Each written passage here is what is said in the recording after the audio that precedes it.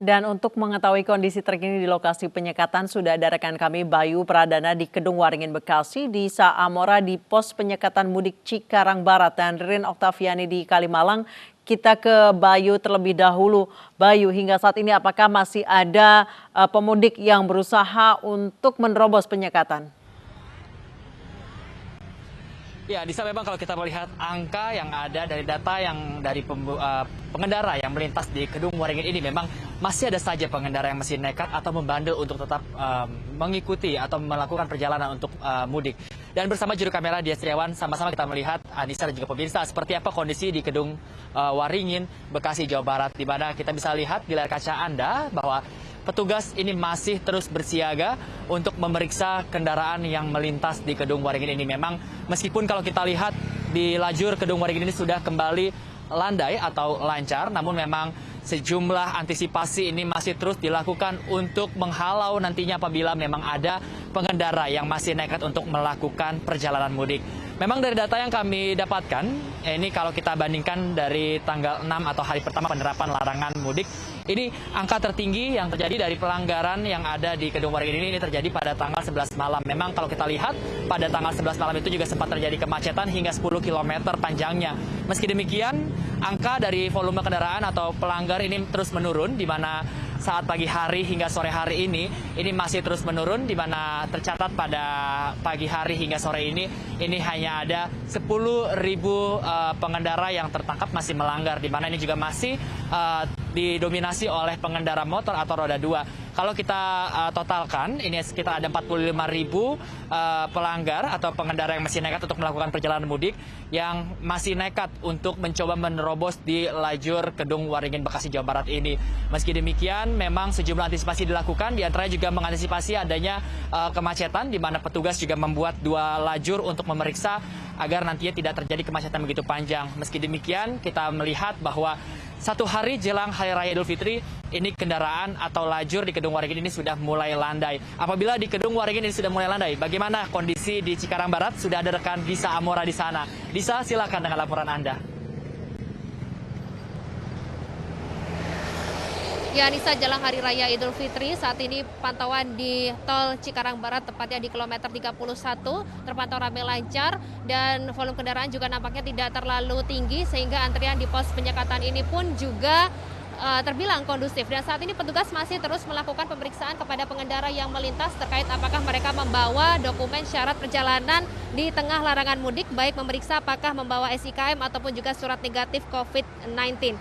Berdasarkan data hari ini, Anissa, yang kami peroleh dari pukul 8 pagi hingga 2 sore, tercatat 341 kendaraan yang diputarбalikan karena tidak mengantongi berkas-berkas tersebut, dengan rincian 323 kendaraan pribadi dan 9 kendaraan umum.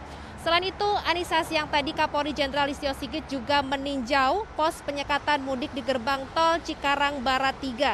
Kapolri turut didampingi Panglima TNI Marsikal TNI Hadi Cahyanto, Ketua DPR RI Puan Maharani, kemudian juga Kepala BNPB Doni Monardo, dan juga Menteri Perhubungan Budi Karya Sumadi. Menurut Kapolri, evaluasi mudik ini berjalan dengan baik, jumlah pemudik pun juga menurun hingga 70%. Namun Anissa, jumlah pemudik di jalur darat ini juga cukup tinggi, pengawasan dan penindakan pun perlu ditingkatkan, terutama menghadapi arus balik di wilayah aglomerasi. Dan berikut pernyataan Kapolri Jenderal Listio Sigit Prabowo. Kemudian Jakarta, PPKM mikronya agar diperkuat sehingga gelombang kemungkinan akan meningkatnya angka COVID pada saat arus mudik dan arus balik, baik yang terjadi di wilayah mudik dan wilayah balik adalah wilayah Jakarta, ini betul-betul bisa kita jaga. Kita harapkan angka betul-betul bisa kita tekan di.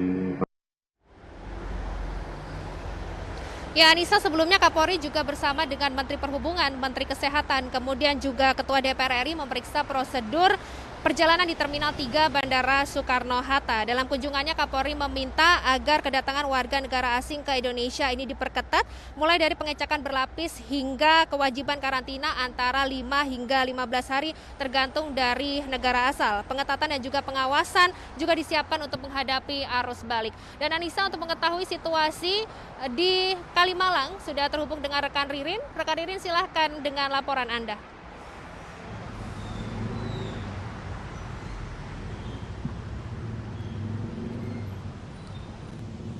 Anissa, Anissa, di jalur arteri Kalimalang penyekatan juga terus dilakukan, bahkan diperketat, dan sore hari ini bagi sebagian para pemudik merupakan jam-jam yang primadona untuk memulai perjalanan melakukan mudik menuju ke arah Jawa Tengah. Dan memang saat ini dapat terlihat bahwa dominasi kendaraan yang melintas di jalur ini didominasi oleh kendaraan roda 2. Dan memang hal ini juga sedikit menyulitkan bagi petugas yang berjaga karena kendaraan yang melintas di jalur ini adanya percampuran antara kendaraan warga sekitar yang memang sedang melintas di jalur ini dan juga para pemudik yang akan melakukan perjalanan ke kampung halaman. Oleh karena itu, nantinya kemudian petugas akan mengidentifikasi bagi para pemudik yang melintasi jalur ini, kemudian membawa barang yang berlebih, maka kemudian akan diberhentikan untuk dilakukan pengecekan dokumen perjalanannya.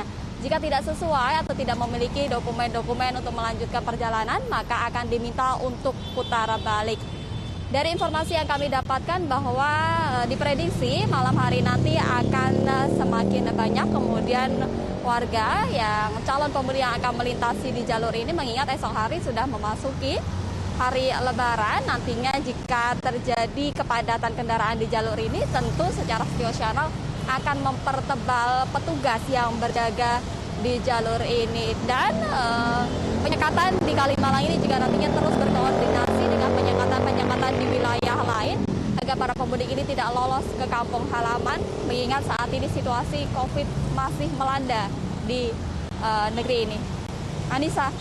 Baik, terima kasih Ririn Oktaviani atas laporannya. Sebelumnya ada Disa Amora dari Cikarang Barat dan Bayu Pradana dari Kedung Waringin, Bekasi, Jawa Barat.